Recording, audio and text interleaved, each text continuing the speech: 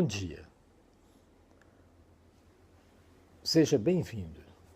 No episódio de hoje da série O Saber Universal, a história do homem por meio de sua biografia, o nosso personagem será Toscanini, o maestro genial, sempre gravado ao vivo daqui da Academia Lato Sensu do Instituto Icapuí Filmes. Lembrando de que nenhum grande homem vive em vão. A história da humanidade não é mais do que a biografia dos grandes homens e das grandes mulheres. Eu sou Jonas Luiz da Silva, de Icapuí. Na véspera em que o seu pai completava 80 anos, em 1947, perguntara a Walter Toscanini qual era entre as obras do famoso maestro a que ele considerava mais importante. Para meu pai, respondeu Walter, a obra mais importante será sempre aquela em que tiver entre as mãos. Tanto faz que se trate de descascar uma laranja como de dirigir uma sinfonia. Aos 80 anos, o maestro Arthur Toscanini era ainda considerado como o primeiro regente de orquestra do nosso tempo. E continuamente deu provas de merecer esse título. Havia nele uma combinação tão perfeita de todas as qualidades necessárias para a direção musical e a tal paixão por alcançar a perfeição que nem os executantes, por mais fatigados, indispostos ou simplesmente demonstrados por preguiça, que se encontrassem, nem os ouvintes, por mais propensos que fosse a distrair-se, escapava ao mágico influxo.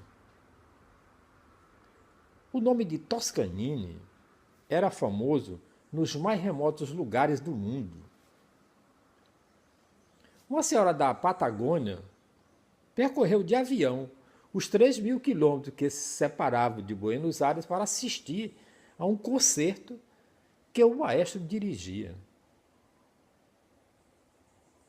Arthur Toscanini foi um dos maiores músicos que maiores benefícios conseguiram com a sua arte.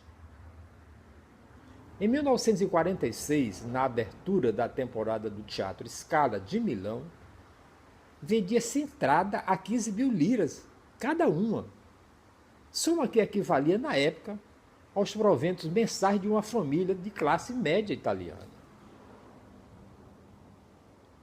No entanto, a lotação esgotou-se em todos os concertos, enquanto mais de 10.000 pessoas se agrupavam na praça diante do teatro para ouvir a música que os altos-falantes difundiam.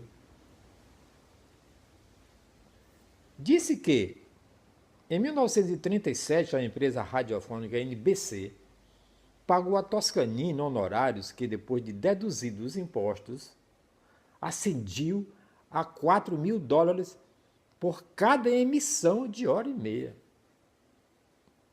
O maestro recusou várias vezes cifras de mais de $250.000 que lhe ofereciam as empresas de Hollywood para fazer um só filme.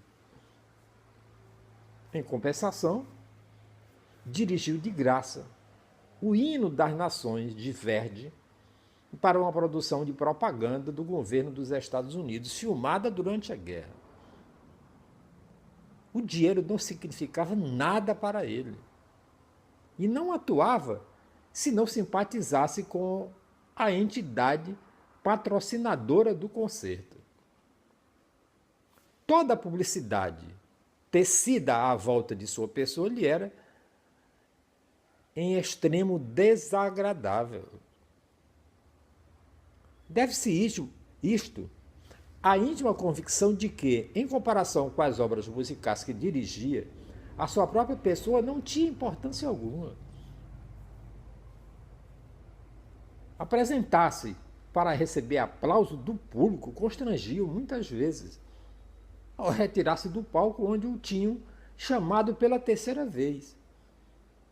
E ele dizia de voz baixa ao primeiro violino: vão para casa. Após o que a orquestra se retirava imediatamente e o maestro não se via obrigado a voltar de novo no palco para receber aplausos. Tímido até o exagero, nada lhe dava mais prazer do que dirigir a orquestra nos teatros em que os músicos e o maestro ficavam fora de vista da assistência. Nunca na sua vida falou em público.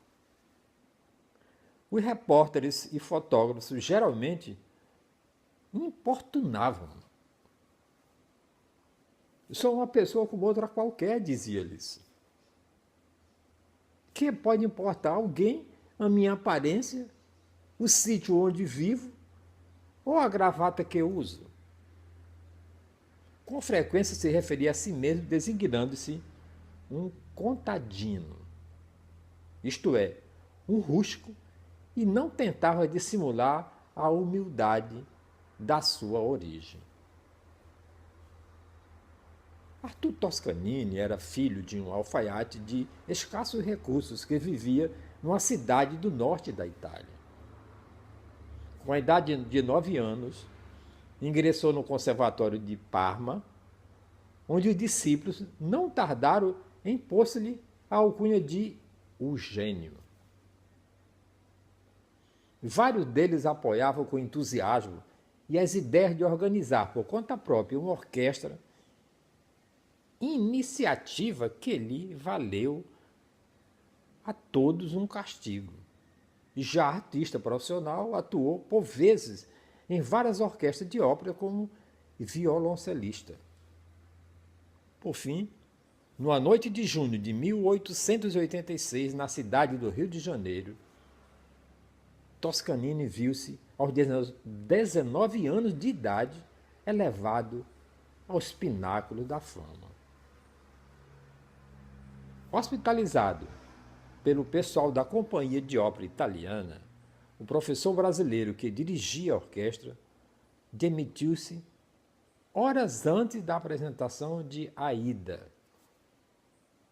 O público, ferido pelo seu patriotismo, vaiou, um após outros, os dois maestros italianos que lhe queriam impor. Alguém pensou então no jovem violoncelista que, durante a viagem, se encarregara de ensaiar os cantores, dando mostras de entender bastante de tudo o que se relacionava com a ópera. À vista do maestro imberbe, o público emudeceu de surpresa. Sem sequer se dar conta do gesto, Toscanini fechou a partitura que tinha diante de si e começou a dirigir de memória. A assistência ficou silenciosa. Ao concluir o primeiro ato, Arthur Toscanini era ídolo do público. Naquele mesmo verão dirigiu mais 18 óperas no Rio de Janeiro, todas de memória. Muito se tem escrito acerca das prodigiosas memórias de Toscanini. Bastava-lhe um fim de semana para aprender a partitura de uma ópera inteira, que recordaria em todos os pormenores muitos anos depois. Em certa ocasião, um oboé lamentou-se durante um intervalo de que a clave do bi menor não funcionava bem.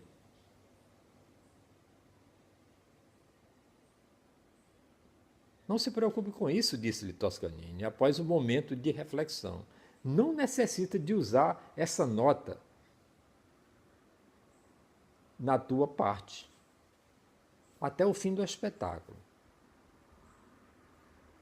Uma vez em que se tratava de identificar um fragmento de música de câmara pouco conhecido, Toscanini foi para o piano, que tinha um botão travado, e executou o segundo movimento, embora houvesse 62 anos que vira aquela partitura. Amanhã nós vamos continuar a falar sobre esse extraordinário personagem chamado Toscanini, um maestro genial, sempre gravado ao vivo daqui da Academia Lato Senso do Instituto Capuí Filmes.